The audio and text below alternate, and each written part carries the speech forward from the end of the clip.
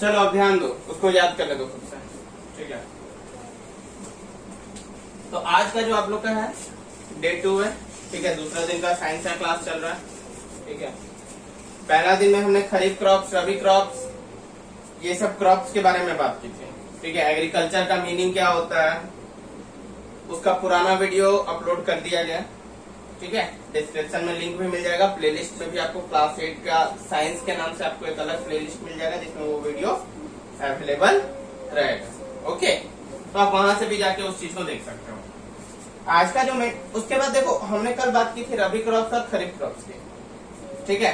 खरीफ crops जो winter season में, sorry rainy season में जो पैदा होते हैं, वैसी फसल the crops grown in the winter season are called kharif crops, sorry बार विंटर, वो rainy season, the crops grown in the rainy season are called kharif crops. Kharif कहाँ होते थे, रेनी सीजन में होते थे, और रबी कहाँ होते थे, विंटर में होते थे, ठीक है। अब खरीफ में जो होते थे वो हो गया आपका पैडी हो गया, यानी धान हो गया, मेज हो गया, वगैरह वगैरह, ठीक है। और विंटर में आपका हो गया इधर क्या कहते हैं, कौन कौन एग्जाम्पल दो, ग्राम, पी, ग्राम हो गया, पी हो गया, ठीक है, मटर हो गया, चना हो गया, इस तरह का हम लोग उत्पादन करते थे। एक होता है गाइस कैश क्रॉप्स, क्या होता है, कैश क्रॉप्स, जिनके बारे में हमने चर्चा पिछले क्लास में नहीं की थी, ठीक है। देखो कैश क्रॉप्स का मतलब होता है, हिंदी अगर इसको कहें तो होते हैं नकदी फसल। क्या होता है, नकदी फसल, ठीक है। अब देखो नकदी फसल का मतलब होता है, अब यानी कि कैश, नकदी, पैसा की बात आ रही है, ठीक है। पैसा मतलब इंडस्ट्रियल, पैसा मतलब इंडस्ट्रियल, कॉमर्शियल, यानी इसका यूज कहाँ होगा, कॉमर्शियल में, यानी जो बिजनेस के लिए, ठीक है। कॉमर्शियल क्रॉप्स इनको कहा जाता है। कैसा क्रॉप्स कहा जाता है इनको, कॉमर्शियल, यानी कि जो बड़े मात्रा में उत्पादन होता है। जैसे जूट हो गया आपका, ठीक है, जूट से बहुत सारी चीजें बनती है, चटाई से लेकर के दर्री वर्री बहुत सारी चीजें बनती है, ठीक है। देखो those grown for commercial purpose called cash crops, लिख दवा देते हैं definition, those crops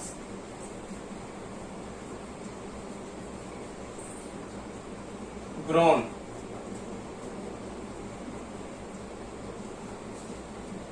for the commercial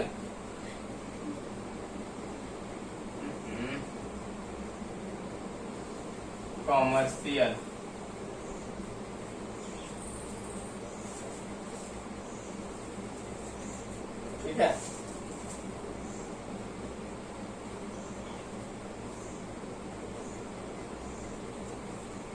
Those crops grown for the commercial purpose called cash crop।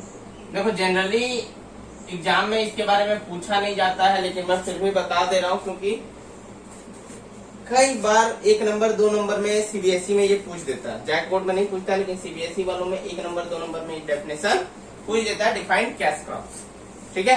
आप लोग ध्यान रखिएगा थोड़ा सा।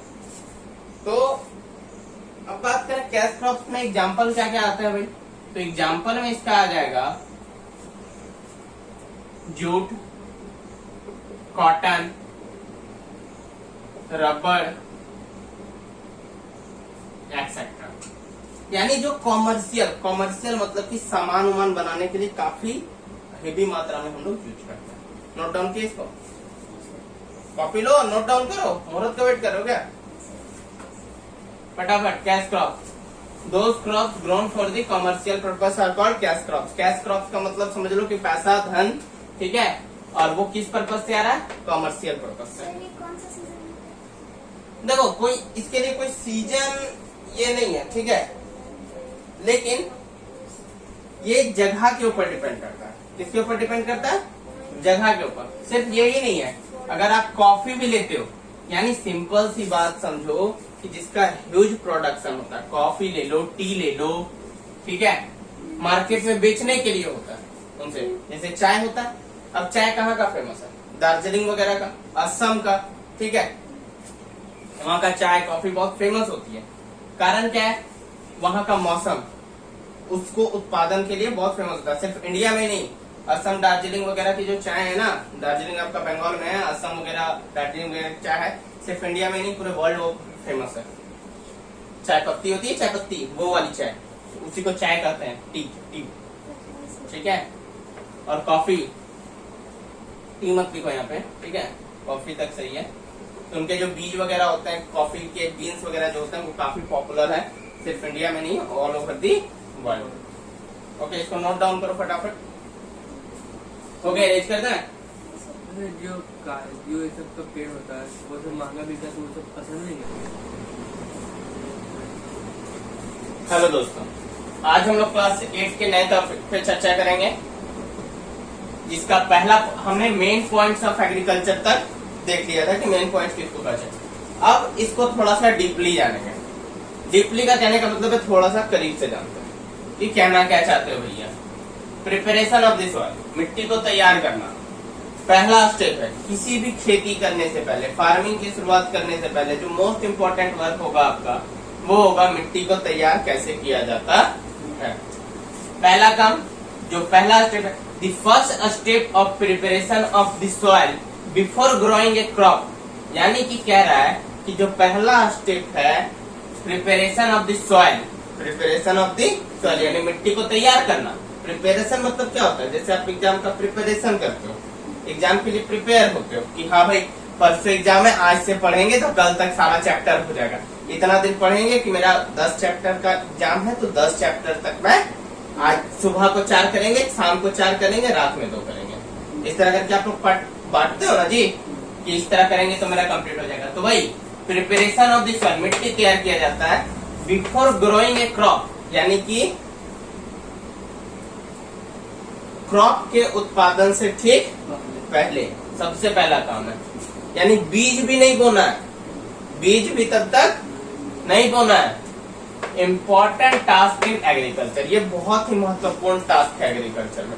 अगर आप मिट्टी तैयार नहीं करोगे तो हो सकता है आपका कोई भी पौधा पनपेगा ही नहीं, ठीक है। Agriculture is turn the soil and लूजन it. Turn the soil, turn the soil का मतलब होता है मिट्टी को पलटना। क्या होता है जी? मिट्टी को पलटना। क्योंकि देखो मिट्टी को हम लोग पलटते इसलिए हैं क्योंकि आप देखे होंगे कि आप अगर छोटी बारी भी होगी किसी की, तो आप लोग देखते होंगे कि मिट्टी को मेड़ जैसा ऊंचा कर दिया जाता है एक जगह पे, करते हैं ना, और ऐसे गड्ढा गड्ढा नीचे में एक साइड रहता है, फिर इस टाइप का कुछ, फिर एक और क्यारी रहती है, फिर इस साइड से, इस टाइप से अप एंड डाउन टाइप का आपका क्या रहता है, मिट्टी को तैयार किया जाता है। अब ये क्यों तैयार किया जाता है? And लूजन it. लूज का मतलब क्या होता है? ढीला छोड़ना। मिट्टी को क्या करना? ढीला छोड़ना। अगर देखो मिट्टी को ढीला नहीं छोड़ेंगे, मिट्टी को टर्न नहीं करेंगे, तो मिट्टी तो जैसी की वैसी ही है, ऊपरी surface, upper most layer of the soil. अब बताओ upper most of the layer of the soil कैसी होगी? Upper most of the layer of the soil generally आपका, अगर आप अपने घर के बाहर की मिट्टी को देखोगे, वो सूखी रहती है। कैसी रहती है? सूखी रहती है, धूल धूसर वाली रहती है ना, धूल वगैरह की मात्रा जाती है। लेकिन जैसे ही आपने मिट्टी को थोड़ा सा कोड़ा, जस्ट ऊपर वाला लेयर, पतली सी परत जो है वो हटाई जमीन की, वो परत के नीचे क्या निकलता है? गीला मिट्टी निकलता है। आपने ध्यान दिया होगा, जिसमें नमी की मात्रा काफी ज्यादा रहती है, ह्यूमस रहता है। बात समझ में आई? तो क्या होता है कि वो नमी की जो मात्रा रहती है, ह्यूमस जो रहता है, ठीक है, वो हम लोग क्या कर देते हैं, जब पलट देते हैं ना, तो वो लेयर ऊपर आ जाता है, वो लेयर ऊपर आ जाता है और मिट्टी थोड़ा सा ढीला हो जाता है। नमी जहाँ रहेगी वहां मिट्टी क्या होगा? ढीला हो जाएगा। अब ऐसा हम लोग क्यों करें? कारण होना चाहिए ना भाई, पता। चलो ऐसा किया, ये तो सबसे इम्पोर्टेंट टास्क है, पता चल गया। लेकिन कारण क्यों करते हैं इसको? This allows the roots to penetrate deep into the soil. पहला कारण ये है कि जो बीज है, ठीक है, उसमें उसके जो जड़ होते हैं, रूट्स, जो फैलते हैं। चना देखो, चना को जब फूलने दे दिया जाता है तो फूल के वो कैसा बन जाता है, मतलब कि उसका एक व्हाइट कलर का कली जैसा निकलना शुरू हो जाता है। वो कली नहीं, सॉरी, जड़ रहता है, एक तरह का रूट रहता है। उस चना को बो दोगे वो फसल उग जाएगा चना का बिना। समझे बात को? वो बीज है, चना क्या एक तरह का बीज है, हम बीज को ही डायरेक्ट खा जाते हैं। आप बैक क्लासेस में पता पढ़े होंगे कि किसी पेड़ का हम फल खाते हैं, किसी की पत्ती खाते हैं, किसी का तना खाते हैं, किसी का जड़ वाला खाते हैं। ठीक है, पिछले क्लास में आप लोगों ने पढ़ा होगा। जैसे पेड़ का फल तो खाते हैं नहीं, अगर उसको बोएंगे तो वो वैसा ही निकलेगा। हाँ, करी पत्ता खाते हैं हम लोग। ठीक है, उसके बाद एक आता है साग वगैरह, जितने भी हो गए वो भी तो पत्ते खा रहे हैं हम लोग। ठीक है, तो कहने का अर्थ है कि दिस अलाउज द रूट्स, यानी रूट्स को फैलने का मौका दिया जाता है। पेनिट्रेट का मतलब होता है एक तरह से जमना, वहां वो अपने पैरों को, पाँव को जमा रहा है। ठीक है, फैला रहा है, पाँव पसार रहा है एक तरह से। ठीक है, कौन? रूट्स। कहाँ? सॉइल के डिप में, क्योंकि वो तो मिट्टी अब ढीला हो गया ना, मिट्टी का जो रूखापन था, कड़कपन था, वो तो खत्म हो गया। कड़कपन क्यों खत्म हो गया भाई? क्योंकि मिट्टी को हमने पलट दिया, तो मिट्टी ढीला हो गया, तो बीज को आसानी से फैलने में क्या हो गई? मदद हो गई। द लूजन सॉइल, क्योंकि पिछला क्लास में मैंने पढ़ाया आप लोगों को कि बीज को अधिक गहरा में भी नहीं डालना है, अधिक ऊपर भी नहीं डालना, एकदम परफेक्ट वो मिट्टी के जस्ट थोड़ा सा नीचे होगा। ठीक है, the लूजन soil helps in the growth of earthworms and microbes in the soil. देखो, द लूजेंट सॉइल का मतलब जो ढीला छोड़े थे मिट्टी को। ठीक है, ऊपर की तो मिट्टी कैसा हो गई थी, लूजन हुई थी ना, उसी का भिटू है ये भीतरी था। ठीक है, तो the loosened soil helps in the growth of earthworms and microbe. छोटे छोटे जीव होते हैं ना, केंचुए, अर्थवर्म्स एंड माइक्रोब्स, जीवाणु, कीटाणु, जिनको माइक्रो ऑर्गेनिज्म कहा जाता है, माइक्रोब्स। ठीक है, माइक्रो ऑर्गेनिज्म बहुत छोटे होते हैं ये, और ये किनकी मदद से देख सकते हैं आप इसको? सूक्ष्मदर्शी यानी माइक्रोस्कोप की देख। तो ये छोटे छोटे जीव, कीटाणु, जीवाणु बहुत सारे आपको दिखेंगे, नो डाउट छोटे, तो वो माइक्रो ऑर्गेनिज्म से थोड़े से बड़े होते हैं। ठीक है, माइक्रो इन द सॉइल, मिट्टी में आप क्या कर सकते हैं, इनको देख सकते हैं। ठीक है, तो ये क्या करते हैं ना, और मिट्टी को उल्टेंगे पलटेंगे। ठीक है, इनका काम क्या है भाई? ये मिट्टी को और उल्टेंगे पलटेंगे, खेलेंगे मिट्टी में। मिट्टी में रहेंगे तो खेलेंगे का, मिट्टी में वही खाएंगे, वही जिएंगे, वही मर जाएंगे। तो इनसे क्या होता है ना कि किसानों को बहुत फायदा होता है। अब फायदा क्या होता है ये तो मैं बताऊंगा। एक पॉइंट है, friend of the farmers. Question आता है, which organisms called the friend of the farmer. किसानों का दोस्त किसे कहते हैं? अर्थवर्म एंड माइक्रोब्स, एकदम एक नंबर में आपका आएगा ये। ठीक है, और ये जो मैंने लिखा, ये 3 पॉइंट जो मैंने दिया है कि भाई मिट्टी तैयार कैसे करते हैं। देखो, आप जब आगे जाओगे एनसीईआरटी की बुक में तो आपको एक क्वेश्चन मिलेगा। ठीक है, हाँ देखो, right a paragraph in your own words on each of the following. पहला नंबर है preparation of soil. Preparation of soil का एक पैराग्राफ में लिखिए अपने शब्दों में। तो आपको कुछ लिखना होगा ना कि प्रिपरेशन ऑफ सॉइल होता क्या है, इसमें करते क्या, तो आपको यही वाला पॉइंट लिखना है। कितना नंबर? क्वेश्चन 4 का ये नंबर है। ठीक है, ये आपका हो गया, समझ में आई बात? चलो वेरी गुड, आगे देखते हैं। अब जानेंगे कि भाई जब यहां तक हो गया हमारा, अब इसकी जरूरत क्यों पड़ी। ये जो माइक्रोब, जीवाणु, कीटाणु जिए, ठीक है, जिए, वो मर गए तो हमें क्या फायदा दिया। देखो, ये मर गए, डेड हो गए, डेड एनिमल्स हो गए, तो ये जब मरते हैं ना तो जैविक ऊर्जा का बहुत अच्छा स्रोत है। अब जैविक ऊर्जा क्या है भाई? जीवों से ऊर्जा। तो देखो, कौन?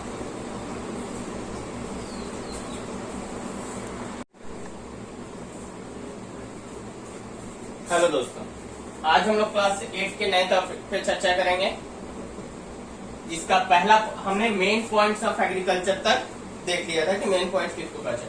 अब इसको थोड़ा सा डीपली जानेंगे। डीपली का कहने का मतलब है थोड़ा सा करीब से जानते हैं कि कहना क्या चाहते हो भैया।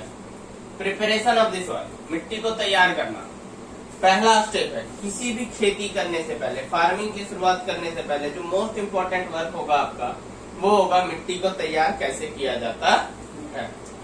पहला काम, जो पहला स्टेप है, the first step of preparation of the soil before growing A crop, यानी कि कह रहा है कि जो पहला स्टेप है preparation of the soil, preparation of the soil यानी मिट्टी को तैयार करना।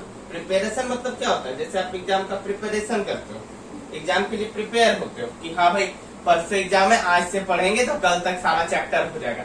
इतना दिन पढ़ेंगे कि मेरा 10 चैप्टर का एग्जाम है तो 10 चैप्टर तक मैं आज सुबह को 4 करेंगे, शाम को 4 करेंगे, रात में 2 करेंगे। इस तरह करके आप लोग बांटते हो ना जी कि इस तरह करेंगे तो मेरा कंप्लीट हो जाएगा। तो वही प्रिपरेशन ऑफ द सॉइल, मिट्टी तैयार किया जाता है बिफोर ग्रोइंग ए क्रॉप, यानी कि क्रॉप के उत्पादन से ठीक पहले सबसे पहला काम है। यानी बीज भी नहीं बोना है, बीज भी तब तक नहीं बोना है। इम्पोर्टेंट टास्क इन एग्रीकल्चर, ये बहुत ही महत्वपूर्ण टास्क है एग्रीकल्चर में। अगर आप मिट्टी तैयार नहीं करोगे तो हो सकता है आपका कोई भी पौधा पनपेगा ही नहीं। ठीक है, agriculture is turn the soil and लूजन it. Turn the soil, turn the soil का मतलब होता है मिट्टी को पलटना। क्या होता है जी? मिट्टी को पलटना। क्योंकि देखो मिट्टी को हम लोग पलटते इसलिए हैं क्योंकि आप देखे होंगे कि आप अगर छोटी बारी भी होगी किसी की तो आप लोग देखते होंगे कि मिट्टी को मेड़ जैसा ऊंचा कर दिया जाता है, एक जगह पे करते हैं ना, और ऐसे गड्ढा गड्ढा नीचे में एक साइड रहता है, फिर इस टाइप का कुछ, फिर एक और क्यारी रहती है, फिर इस साइड से, इस टाइप से अप एंड डाउन टाइप का आपका क्या रहता है, मिट्टी को तैयार किया जाता है। अब ये क्यों तैयार किया जाता है? एंड लूजन इट, लूज का मतलब क्या होता है? ढीला छोड़ना। मिट्टी को क्या करना? ढीला छोड़ना। अगर देखो मिट्टी को ढीला नहीं छोड़ेंगे, मिट्टी को टर्न नहीं करेंगे तो मिट्टी तो जैसी की वैसी ही है। ऊपरी surface, upper most layer of the soil. अब बताओ upper most of the layer of the soil कैसी होगी? Upper most of the layer of the soil generally आपका, अगर आप अपने घर के बाहर की मिट्टी को देखोगे वो सूखी रहती है। कैसी रहती है? सूखी रहती है, धूल धूसर वाली रहती है ना, धूल वगैरह की मात्रा जाती है। लेकिन जैसे ही आपने मिट्टी को थोड़ा सा कोड़ा, जस्ट ऊपर वाला लेयर, पतली सी परत जो है वो हटाई जमीन की, वो परत के नीचे क्या निकलता है? गीला मिट्टी निकलता है। आपने ध्यान दिया होगा जिसमें नमी की मात्रा काफी ज्यादा रहती है, ह्यूमस रहता है। बात समझ में आई? तो क्या होता है कि वो नमी की जो मात्रा रहती है, ह्यूमस जो रहता है, ठीक है, वो हम लोग क्या कर देते हैं, जब पलट देते हैं ना तो वो लेयर ऊपर आ जाता है, वो लेयर ऊपर आ जाता है और मिट्टी थोड़ा सा ढीला हो जाता है। नमी जहाँ रहेगी वहां मिट्टी क्या होगा? ढीला हो जाएगा। अब ऐसा हम लोग क्यों करें? कारण होना चाहिए ना भाई, पता। चलो ऐसा किया, ये तो सबसे इम्पोर्टेंट टास्क है, पता चल गया। लेकिन कारण क्यों करते हैं इसको? This allows the roots to penetrate deep into the soil. पहला कारण ये है कि जो बीज है, ठीक है, उसमें उसके जो जड़ होते हैं, रूट्स जो फैलते हैं, चना देखो, चना को जब फूलने दे दिया जाता है तो फूल के वो कैसा बन जाता है? मतलब कि उसका एक व्हाइट कलर का कली जैसा निकलना शुरू हो जाता है। वो कली नहीं, सॉरी, जड़ रहता है, एक तरह का रूट रहता है। उस चना को बो दोगे वो फसल उग जाएगा चना का। समझे बात को? वो बीज है, चना क्या एक तरह का बीज है, हम बीज को ही डायरेक्ट खा जाते हैं। आप बैक क्लासेस में पता पढ़े होंगे कि किसी पेड़ का हम फल खाते हैं, किसी की पत्ती खाते हैं, किसी का तना खाते हैं, किसी का जड़ वाला फल। ठीक है, पिछले क्लास में आप लोगों ने पढ़ा होगा।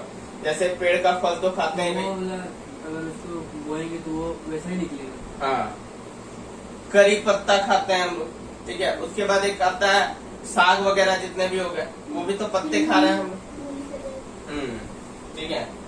तो कहने का अर्थ है कि दिस अलाउज द रूट्स यानी रूट्स को फैलने का मौका दिया जाता है। पेनिट्रेट का मतलब होता है एक तरह से जमना, वहां वो अपने पैरों को, पाँव को जमा रहा है, ठीक है, फैला रहा है, पाँव पसार रहा है एक तरह से, ठीक है। कौन? रूट्स। कहाँ? सॉइल के डिप में, क्योंकि वो तो मिट्टी अब ढीला हो गया ना, मिट्टी का जो रूखापन था, कड़कपन था, वो तो खत्म हो गया। कड़कपन क्यों खत्म हो गया भाई? क्योंकि मिट्टी को हमने पलट दिया, तो मिट्टी ढीला हो गया, तो बीज को आसानी से फैलने में क्या हो गई? मदद मिल गई। द लूजेंट सॉइल, क्योंकि पिछला क्लास में मैंने पढ़ाया आप लोगों को कि बीज को अधिक गहरा में भी नहीं डालना है, अधिक ऊपर भी नहीं डालना, एकदम परफेक्ट वो मिट्टी के जस्ट थोड़ा सा नीचे होगा, ठीक है। The loosened soil helps in the growth of earthworms and microbes in the soil. देखो, द लूजेंट सॉइल का मतलब जो ढीला छोड़े थे मिट्टी को, ठीक है, ऊपर की तो मिट्टी कैसा हो गई थी? लूजन हुई थी ना, उसी का V2 है ये भीतरी था, ठीक है। तो the loosened soil helps in the growth of earthworms and microbes. छोटे छोटे जीव होते हैं ना, केंचुए, अर्थवॉर्म्स एंड माइक्रोब्स, जीवाणु, कीटाणु, इनको माइक्रो ऑर्गेनिज्म कहा जाता है, माइक्रोब्स, ठीक है। माइक्रो ऑर्गेनिज्म बहुत छोटे होते हैं ये, और ये किनकी मदद से देख सकते हैं आप इसको? सूक्ष्मदर्शी यानी माइक्रोस्कोप की देख। तो ये छोटे छोटे जीव, कीटाणु, जीवाणु बहुत सारे आपको दिखेंगे, नो डाउट छोटे, तो वो माइक्रो ऑर्गेनिज्म से थोड़े से बड़े होते हैं, ठीक है। माइक्रो इन द सॉइल, मिट्टी में आप क्या कर सकते हैं? इनको देख सकते हैं, ठीक है। तो ये क्या करते हैं ना, और मिट्टी को उल्टेंगे पलटेंगे, ठीक है। इनका काम क्या है भाई? ये मिट्टी को और उल्टेंगे पलटेंगे, खेलेंगे मिट्टी में रहेंगे तो खेलेंगे का मिट्टी में, वही खाएंगे, वही जिएंगे, वही मर जाएंगे। तो इनसे क्या होता है ना कि किसानों को बहुत फायदा होता है। अब फायदा क्या होता है ये तो मैं बताऊंगा। एक पॉइंट है, friend of the farmer. Question आता है, which organisms called the friend of the farmer. किसानों का दोस्त किसे कहते हैं? अर्थवॉर्म एंड माइक्रोब्स, एकदम एक नंबर में आपका आएगा ये, ठीक है। और ये जो मैंने लिखा, ये 3 पॉइंट जो मैंने दिया है कि भाई मिट्टी तैयार कैसे करते हैं, देखो आप जब आगे जाओगे एनसीईआरटी की बुक में तो आपको एक क्वेश्चन मिलेगा, ठीक है। हाँ देखो, right a paragraph in your own words on each of the following. पहला नंबर है preparation of soil. Preparation of soil का एक पैराग्राफ में लिखिए अपने शब्दों में। तो आपको कुछ लिखना होगा ना कि प्रिपरेशन ऑफ सॉइल होता क्या है, इसमें करते क्या, तो आपको यही वाला पॉइंट लिखना है। कितना नंबर? क्वेश्चन 4 का ये नंबर है, ठीक है। ये आपका हो गया, समझ में आई बात? चलो वेरी गुड, आगे देखते हैं। अब जानेंगे कि भाई जब यहाँ तक हो गया हमारा, अब इसकी जरूरत क्यों पड़ी। ये जो माइक्रोब, जीवाणु, कीटाणु जिए, ठीक है, जिए, वो मर गए तो हमें क्या फायदा मिला? देखो ये मर गए, डेड हो गए, डेड एनिमल्स हो गए, तो ये जब मरते हैं ना तो जैविक ऊर्जा का बहुत अच्छा स्रोत है। अब जैविक ऊर्जा क्या है भाई? जीवों से ऊर्जा। तो देखो कौन?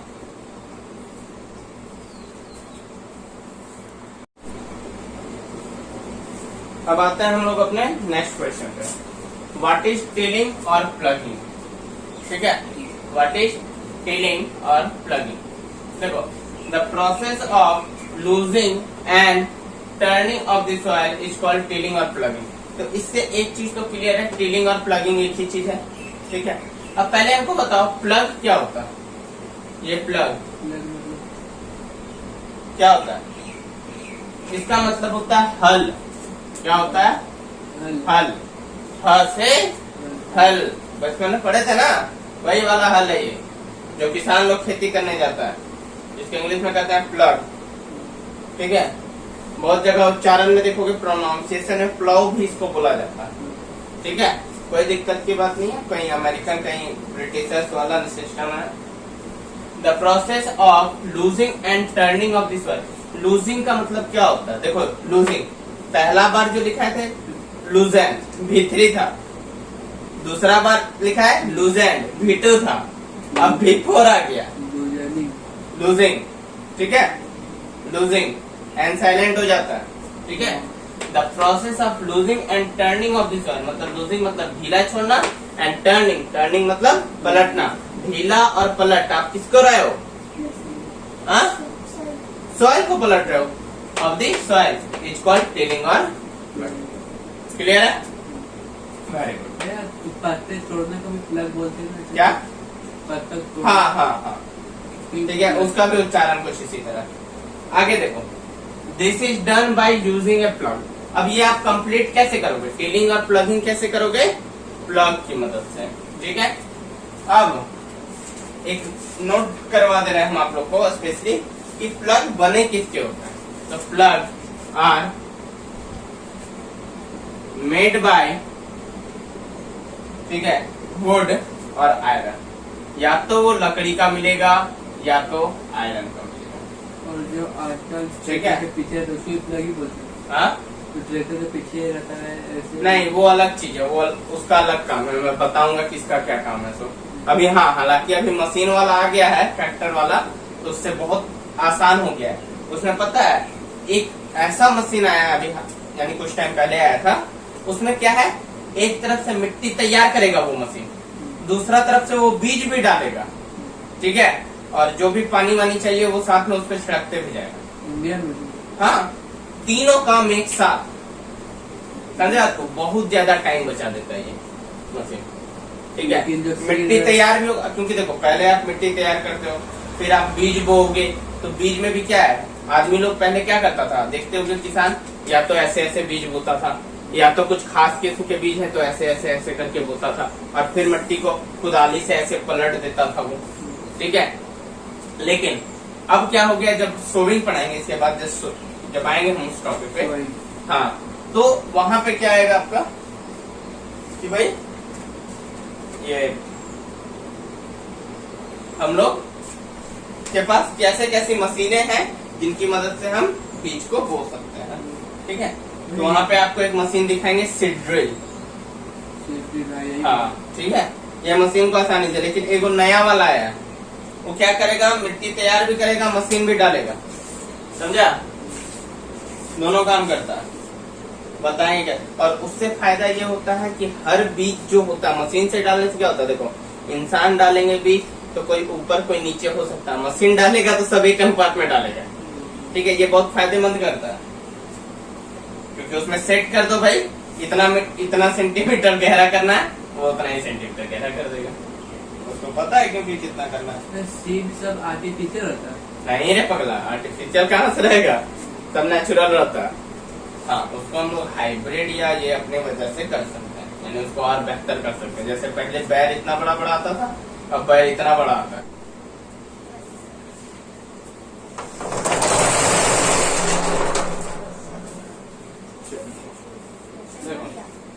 Plug are made by wood और आयरन। ये किसके बने होते हैं जनरली? वुड और आयरन के बने होते हैं। ठीक है,